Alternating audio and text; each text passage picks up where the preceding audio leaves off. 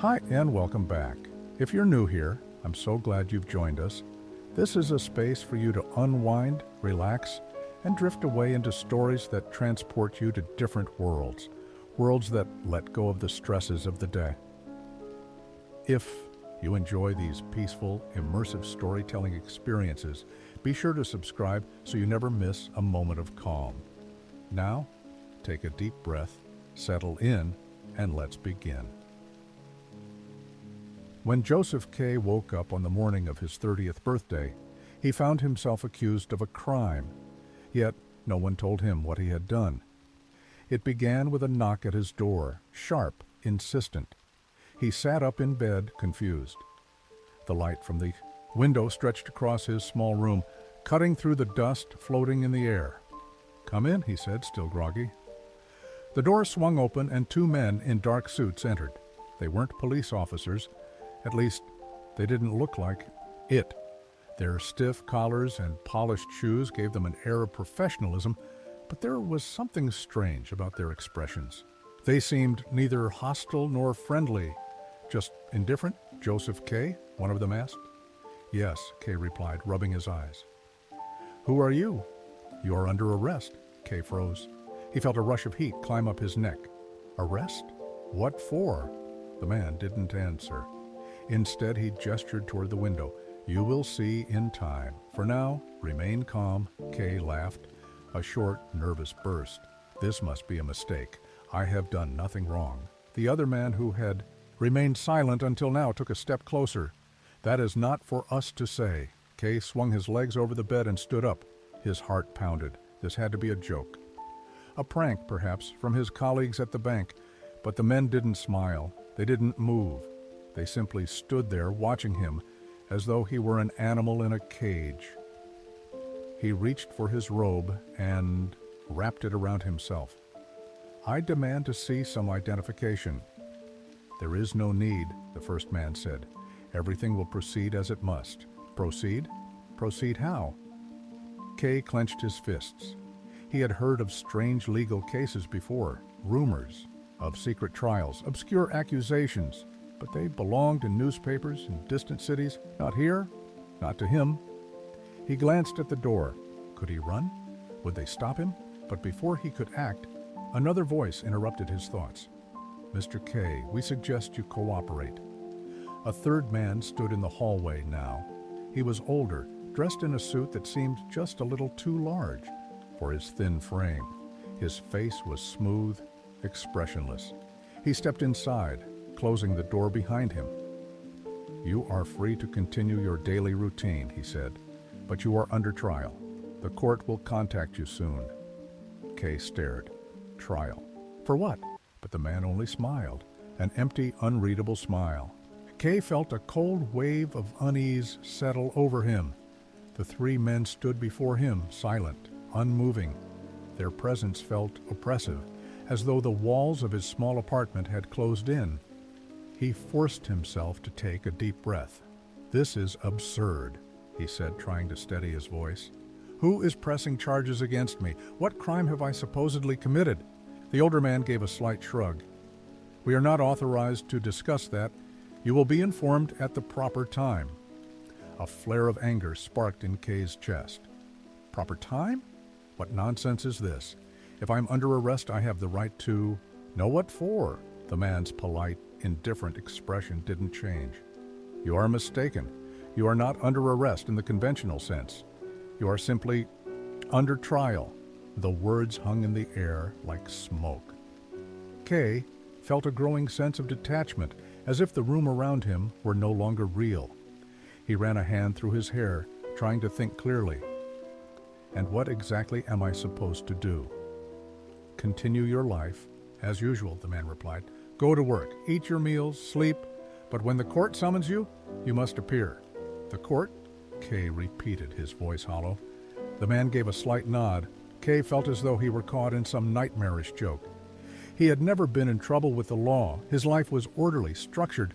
He worked as a respected bank official, paid his rent on time, and lived without excess. Why would anyone put him on trial? One of the younger men stepped forward and gestured toward the wardrobe. "Please dress?" You have visitors? Visitors? Kay narrowed his eyes. Who? The man didn't. Answer Kay hesitated, then pulled on his clothes, watching them from the corner of his eye. They didn't move, didn't turn away. Their presence filled the room like a heavy mist. When he was finally dressed, they led him out of his apartment and down the narrow hallway. The building was strangely quiet. Even the air felt thick, heavy. At the bottom of the staircase, Kay saw a woman peeking through a half-open door, his landlady, Frau Gruber. As their eyes met, she quickly withdrew, shutting the door with a soft click. Did she know something? Before Kay could dwell on it, the men guided him into the common room of the boarding house. A small group of people stood there, whispering amongst themselves. Kay recognized some of them, neighbors, familiar faces from the building, but as soon as he stepped inside, they fell silent. A man in a gray suit stepped forward. His sharp features and piercing eyes gave him an air of authority, though he carried no official badge or papers. Joseph Kay, he said smoothly. You are now aware of your situation. Kay straightened his posture. I'm aware of nothing. Who are you? The man ignored the question. You must prepare for the proceedings. The court will summon you soon. Kay clenched his jaw. And where is this court? The man gave a thin, humorless smile. You will see. The walls of the common room seemed to press closer. The eyes of the onlookers lingered on Kay as if he had already been condemned. A strange realization settled over him. This wasn't an ordinary accusation. This wasn't an ordinary trial, and worst of all, there was no clear way out. Joseph Kay sat in his office at the bank later that day, staring at the papers on his desk. The usual rhythm of his work, once a source of stability, now felt meaningless. His hand hovered over a document, but the words blurred together. He could still hear the echoes of the morning, the sharp knock on his door, the unreadable expressions of the men who had come for him, the hushed whispers of his neighbors, and that phrase, "You are under trial." What did it mean? Who was behind it? He pressed his fingertips against his temples. He had told no one at work about what had happened, but the paranoia had already taken root. Were his colleagues watching him? Did they know? A polite cough snapped him out of his thoughts. He looked up. His assistant, a young man named Robin Steiner, stood at the edge of his desk. Sir, there's a gentleman waiting to see you. Kay frowned. A client? No, sir. He wouldn't say his business, only that it was important. A chill crept over Kay's skin. He hesitated before nodding. Send him in.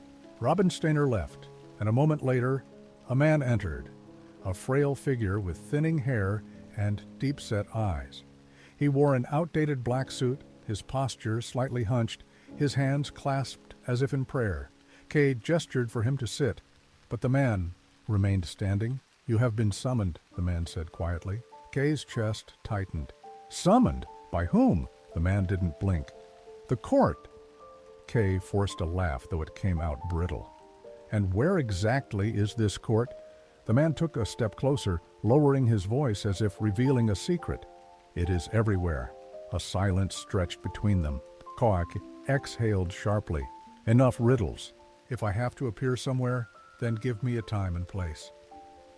The man reached into his coat pocket and withdrew a small slip of paper.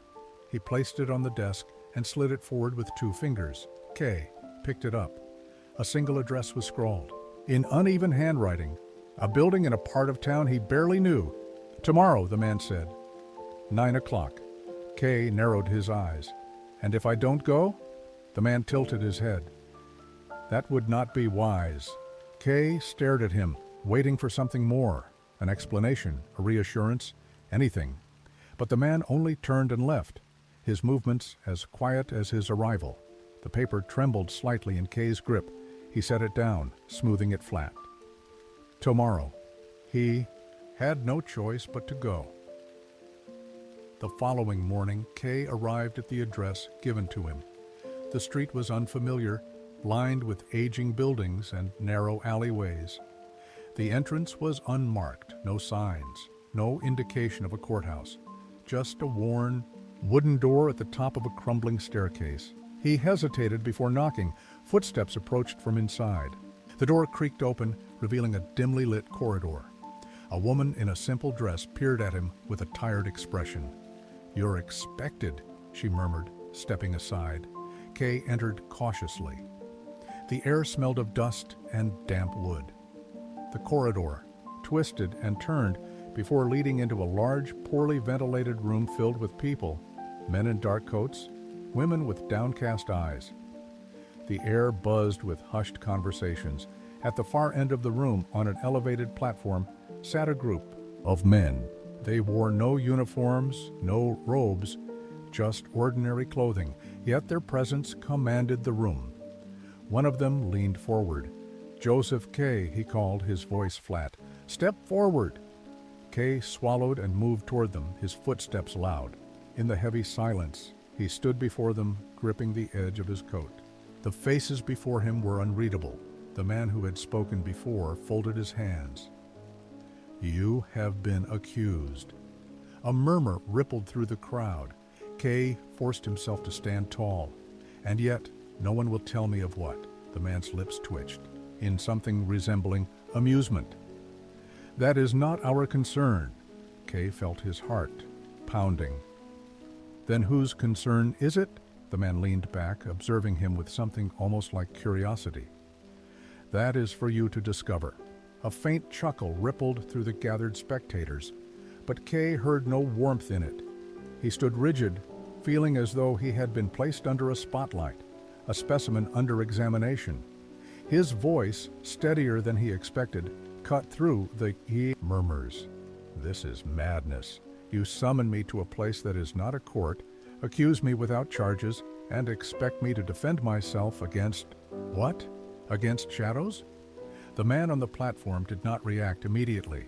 He merely observed Kay, tapping his fingers lightly against the wood of the desk before him. Then, with the slow patience of a spider spinning its web, he spoke. "No one expects you to defend yourself, Joseph Kay." His voice was almost kind, but it carried the weight of something absolute, something final. "Your case has already begun. Your actions from here will determine the course of the proceedings." Kay felt a flicker of unease. "Proceedings? Am I to have a trial? A hearing?" The man gave a slight tilt of his head. "In a sense, you are already within it." The room around Kay seemed to shift. Had the walls crept closer? Or was it just his own breath quickening in the heavy air? The crowd had pressed in, their faces unreadable, waiting. Kay forced himself to remain composed. "Then I demand the right to a lawyer." A different voice, from another man seated further back, dry and rusted with age. "You may seek one." It was not an answer. It was a dismissal. Kay turned sharply. "Then I will.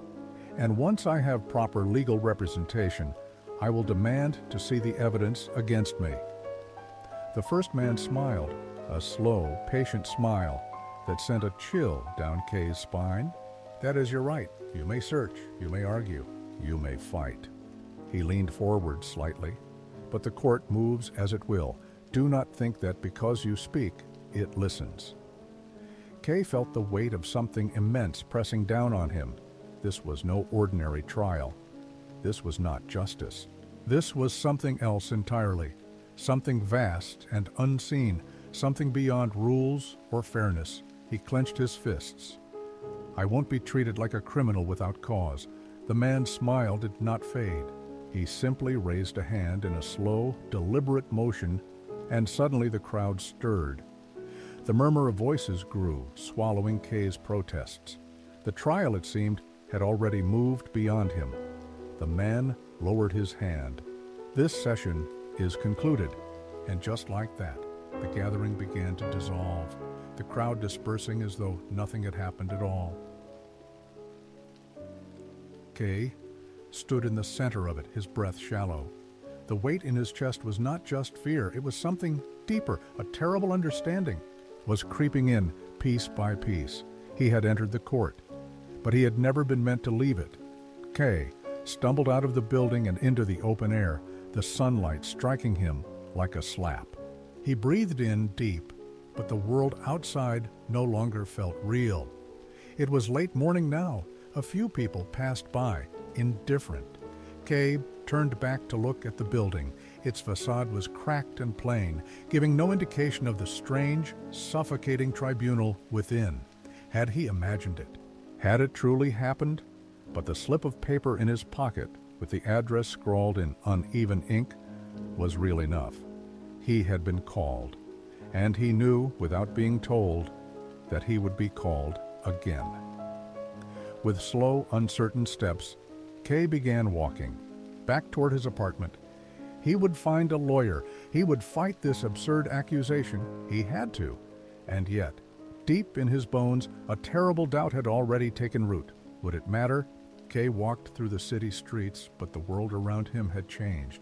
The buildings, the passers-by, the trams rattling along their tracks, everything felt distant, as though he were seeing it through a pane of dirty glass.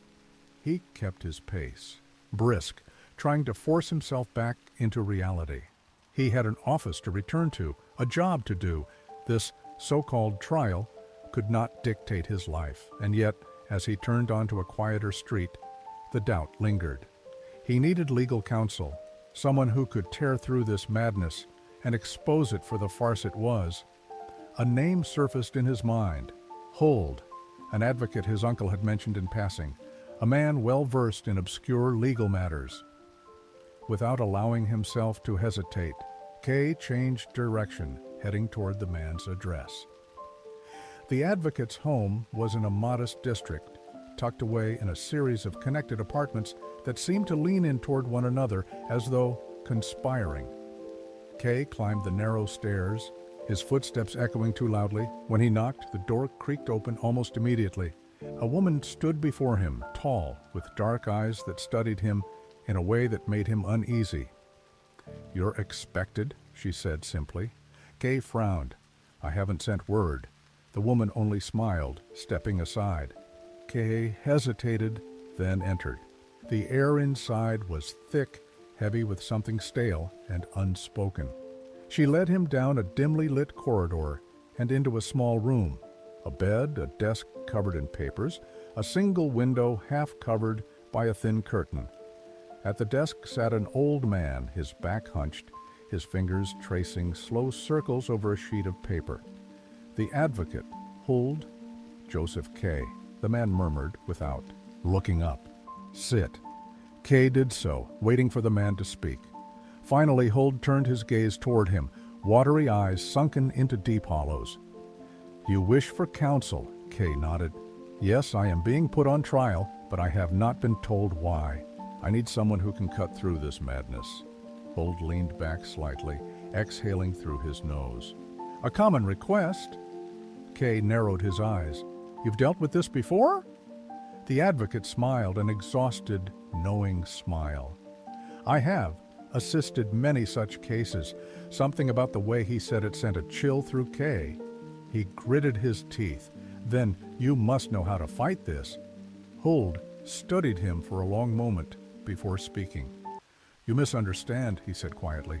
"There is no fighting the court." The words landed like a blow. Kay felt a sharp flash of frustration. "Then what is the point of legal representation? Why do people come to you?" Huld chuckled softly, shaking his head. "To prolong the process, to negotiate, to seek small mercies." A terrible pressure settled in Kay's chest. "And has anyone ever been acquitted?" The advocate's smile remained, but it no longer reached his eyes. After a pause, he said, "I have never seen such a thing." Kay stared at him. The room seemed to shrink around him, pressing against his ribs. Huld continued, his voice gentle but firm. "You may argue, you may present evidence, you may appeal, but the court is not like the courts you know. It is vast, endless, and above all, it is patient." Kay clenched his fists. "So you're telling me I am guilty?" Huld shook his head. "No, only that innocence, in this trial, is irrelevant." A long silence passed between them. Then the woman, the same dark-eyed woman who had let him in, spoke from the doorway. "There is another way." Both men turned to her. She stepped forward, her gaze locked on Kay. Some men choose other paths. There are those who submit, those who disappear, and those who seek to understand the court itself. Kay swallowed, hard. And what happens to them? The woman did not answer. Hold sighed, rubbing his temples. Go home, Joseph Kay. We will speak again soon. Kay stood, but his legs felt heavy. The walls of the room, the weight of the advocate's words, the suffocating inevitability of it all. It followed him as he stepped out into the street. The trial was not something to be won. It was something to be endured, and Kay had only just begun. Kay walked through the streets as if in a fever. The world outside felt unchanged. The same indifferent passers-by, the same distant hum of the city. But inside him, something had shifted. The advocate's words clung to him like damp clothes. There is no fighting the court. It was absurd. He would not accept it. Yet a terrible doubt had rooted itself in his mind. His feet carried him forward without thought, and before he realized it, he stood before the bank's entrance. His workplace. The real world. For a moment he hesitated. The idea of returning to his desk, of speaking to clients, of pretending his life was normal, it felt impossible, but he forced himself through the doors. Inside, everything was as it had always been. Clerks bustled about, paperwork piled on desks. The scent of ink and dust filled the air. A colleague, Kolich, passed by and nodded at him. "You're late, Kay." Kay muttered something and walked toward his office. The moment he sat down, however, he felt it. That suffocating presence, the knowledge that his case, his trial, was unfolding in some unseen place beyond his control. Then a quiet knock at his door. He tensed. Fräulein Bürstner, the advocate's assistant? Another messenger from the court? But it was only his uncle, Karl. The older man stepped in briskly, closing the door behind him. His expression was tight with worry. "Joseph, I heard something troubling." Kay straightened, in his chair. "From whom?" His uncle waved a hand impatiently. "Does it matter?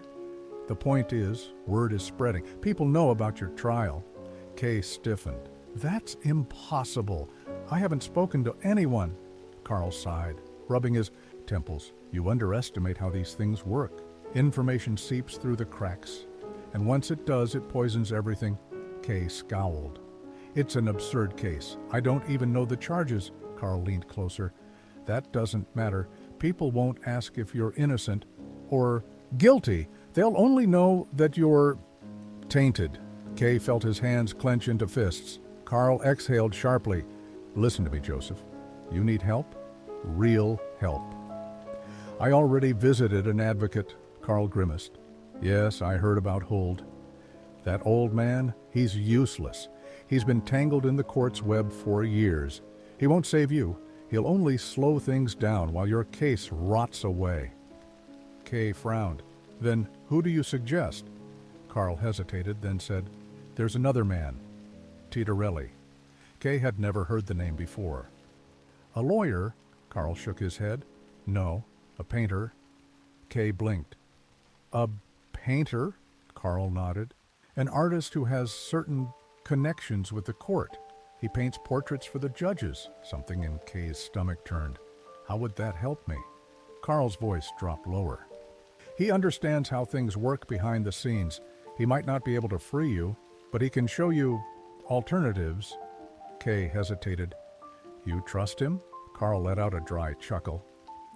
"I don't trust anyone who deals with the court, but right now you don't have the luxury of caution."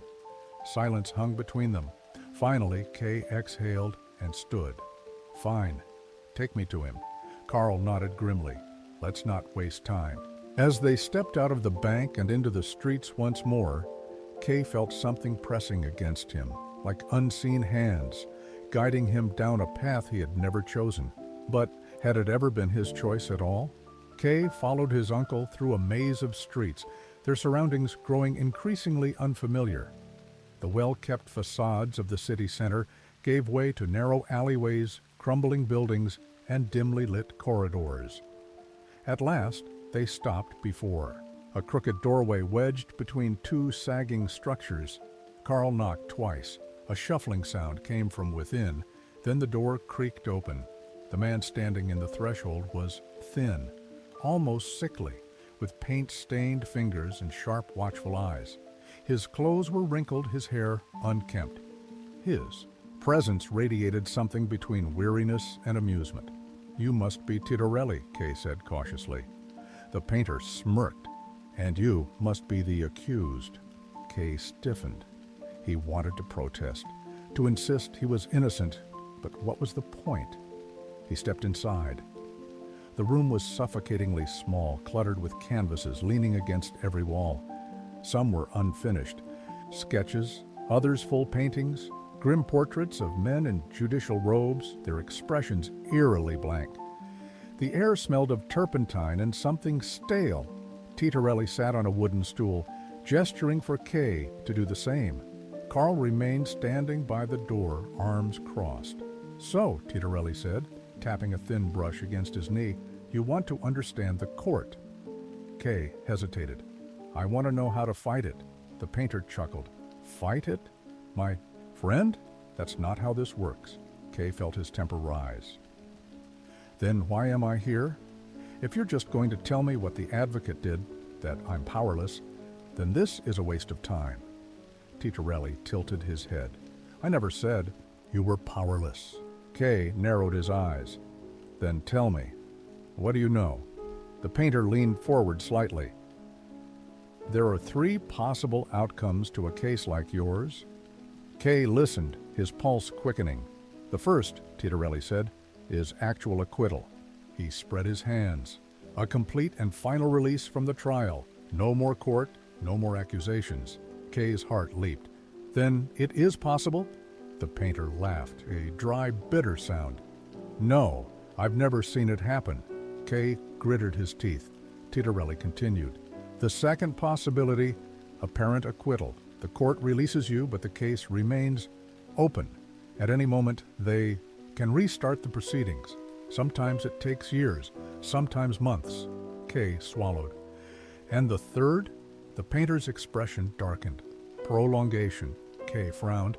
Titorelli gestured to his paintings. "Many men come to me for portraits. Judges, clerks, officials. They don't ask for beauty.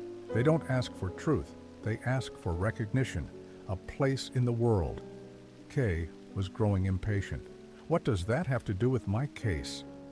Titorelli's smile did not waver. "A case like yours can be stretched indefinitely, never dismissed, never concluded, just prolonged." Kay felt cold. Titorelli leaned back, watching him carefully. "Some men spend their whole lives in trial, moving from hearing to hearing, appealing to one official after another, always believing they're on the verge of victory." Kay exhaled. Sharply, "That's not a victory. That's a slow death." The painter only shrugged. "But it is survival." Kay clenched his fists. "And that's what you're offering me?" Titorelli gave him a knowing look. "I offer nothing. I only tell you what is possible." Silence stretched between them. Carl finally spoke. "Joseph, we should go. Kohoa." "Kane?" Hesitated, then stood as he turned toward the door. Titorelli's voice stopped him. "One last thing," the painter said. Kay looked back. Titorelli's smirk was gone. His voice was softer now, almost pitying. "Don't waste time searching for justice. The court doesn't need proof. It doesn't need reason." Kay held his gaze. "Then what does it need?" Titorelli gave a small, tired shrug. "Obedience." "Malitamki pari." Word hung in the air long after Kay stepped back into the street. As he and his uncle walked away, Kay felt the weight of the trial settling deeper into his bones. There was no way out. Only the illusion of choices and the slow, inevitable closing of the walls around him. The walk back to Kay's apartment was silent. His Uncle Carl had said little since they left Titorelli's cramped studio, but Kay could feel his disapproval, the heavy weight of unspoken words. Finally, as they neared a street lamp that flickered uncertainly in the night air, Carl stopped. "This is madness," he muttered. "I don't know what you're waiting for, Joseph, but if you keep hesitating, this trial will swallow you whole." Kay exhaled, rubbing his forehead. "And what do you expect me to do, Uncle? There's no way out, no appeal, no final verdict. Just waiting." Carl took a step closer, lowering his voice. "Then stop waiting. Take action. Leave this city. Go somewhere else. Start over." Kay almost laughed. "And you think the court won't follow me? You heard Titorelli. The trial never ends." Carl scowled. "You're a fool if you accept that." Kay met his uncle's gaze, seeing the frustration behind it. But what could he say? There was no reason, no logic behind this trial, only an invisible force that pulled him deeper into its grasp. Finally, Carl shook his head in disgust. "If you won't fight for yourself, I won't waste my time fighting for you." With that, he turned on his heel and walked away, his footsteps fading into the night. Kay Jendo stood alone beneath the dim streetlight, staring at the cracked pavement. Then, he continued on. By the time he reached his apartment, exhaustion had settled deep in his bones. He had barely stepped inside when he noticed something unusual. The door to his bedroom was ajar. Kay froze. Slowly, cautiously, he pushed the door open. Inside, sitting stiffly on the edge of his bed, was a woman. For a moment, Kay simply stared. Then recognition settled in. Lenny, the advocate's assistant. She was dressed plainly, her hands resting neatly in her lap. Her eyes, however, were sharp and watchful. "What are you doing here?" Kay asked, stepping inside. She tilted her head, studying him. "I came to warn you." Kay narrowed his eyes. "Warn me about what?" Lenny stood, moving toward him with deliberate slowness. "The court knows everything, Joseph. They know you went to Titorelli." A chill passed through him. "How?" Lenny only smiled. "You think anything happens without the court knowing?" Kay took a step back, suddenly wary. "Are you working for them?" She let out a small laugh. "I work for no one, but I've been watching your case, and I can tell you this. Things are accelerating." Kay felt the room shrink around him. "Accelerating?" Lenny nodded. "The higher officials are taking an interest. That means a decision is coming." Kay swallowed. "A decision?" Lenny stepped closer, lowering her voice. "You don't want to wait for them to make it." Kay frowned. "And what are you suggesting?" She hesitated for a fraction of a second. Then she whispered, "Disappear." Kay stared at her, heart pounding. "Leave everything behind?" Lenny nodded. "The longer you stay, the tighter their grip becomes. If you run now, you might still have a chance." Kay felt his breath quicken. He thought of Carl's words, of Titorelli's warnings, and now Lenny telling him the same thing. Run! But could he? Or was it already too late? The room seemed to press in around him. Lenny's eyes stayed locked on his, waiting for his answer. Kay stood motionless, his pulse hammering in his ears. Lenny's words hung in the air between them. Disappear. The weight of the choice pressed against his chest. For a moment, he almost believed escape was possible. He could leave the city, change his name, build a new life far away from the suffocating grip of the court. But then, as if echoing from the depths of his mind, Titorelli's voice returned. "A case like yours never truly ends." Kay exhaled slowly, shaking his head. "Running wouldn't change anything." Lenny frowned. "You don't know that." Kay met her gaze. "Yes, I do. They'll find me wherever I go." Something flickered in her expression. Was it disappointment? Pity? Perhaps even fear? She sighed and turned away, pressing her fingers against her temples. "You don't understand how dangerous this is," she murmured. Kay clenched his jaw. "I understand perfectly." Lenny spun back toward him, frustration flashing in her dark eyes. "Then why are you doing nothing? Why are you just waiting for them to come for you?" Kay didn't answer. Because he had no answer. Lenny's gaze softened. She stepped forward, placing a hand gently on his chest. "Listen to me," she said, her voice quieter now. "I can help you. I have connections." Kay stiffened. "Connections?" She hesitated, then nodded. There are people inside the court who don't agree with how things are run. They could... Kay shook his head before she could finish. I don't trust them, Lenny sighed. Trust has nothing to do with it. This is about survival. Kay looked down at her hand resting against his chest, then at her face. For the first time since this nightmare began, he saw something human in her, something real, and yet it didn't matter. He gently took her hand and moved it away. It's too late. Lenny's lips parted slightly, but no words came. She simply studied him as if memorizing his face. Then she turned away. If you change your mind, she said, walking toward the door, you won't have much time.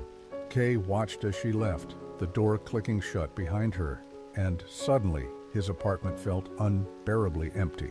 The days that followed passed in a haze.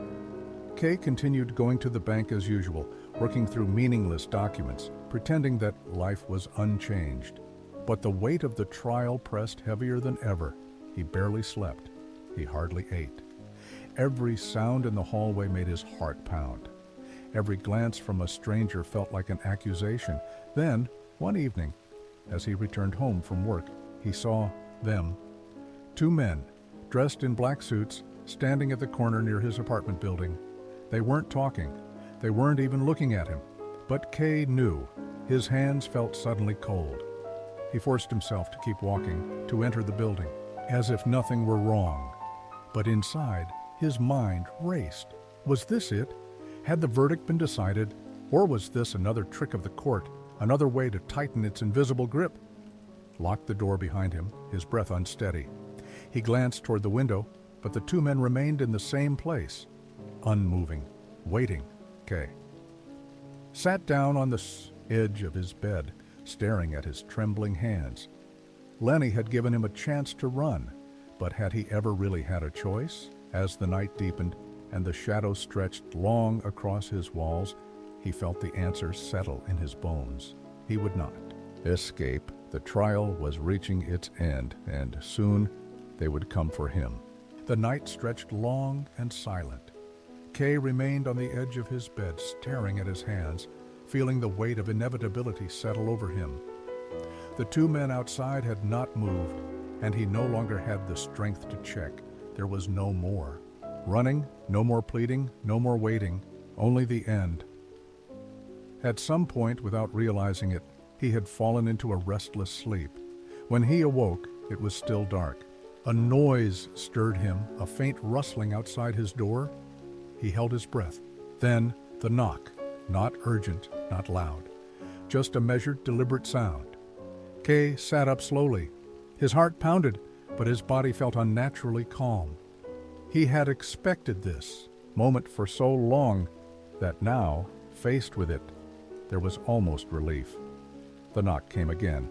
Kay rose to his feet, his movements slow and steady.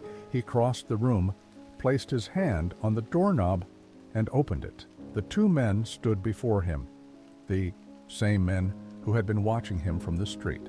Their faces were expressionless, their suits immaculate, their posture eerily relaxed, like doctors preparing for a routine procedure. Neither of them spoke. They simply stepped aside, gesturing for him to follow. Kay hesitated only for a second. Then, without a word, he stepped forward and closed the door behind him. They led him through the empty streets. The city was silent, the buildings looming like faceless sentinels. The air was damp, heavy with the scent of stone and decay. Kay did not ask where they were taking him. He already knew. As they walked, he found his thoughts drifting, not to fear, not to resistance, but to memories. Small, insignificant moments. The sound of pages turning in his office, the clinking of glasses at a distant party, the voice of his mother when he was a child, calling his name. It felt like another life. Finally, they arrived. A small, abandoned quarry on the edge of the city. The ground was uneven, scattered with loose stones and patches of dry grass. The sky above was an endless void, swallowing the last traces of night. The two men stopped. One of them removed his coat and folded it neatly over a rock. The other reached into his pocket and pulled out a long, thin knife. Kay did not move. He looked up at the sky. For the first time in months, there was clarity. There would be no last-minute appeal. No sudden pardon, no understanding, only this. The man holding the knife stepped forward, raising it high. The blade caught the faintest glimmer of dawn. Kay opened his mouth as if to speak, but there were no words left. The knife plunged downward. Sharp, final pain. As he fell, his last thought was not of the trial, nor the court, nor the countless futile struggles. It was a simple question, one that had haunted him from the very beginning. What crime had he committed? His body collapsed onto the cold earth. The two men stepped back, observing their work in silence. Then, with the same calm, methodical precision, they gathered their things and walked away. The sky remained empty, and the world moved on.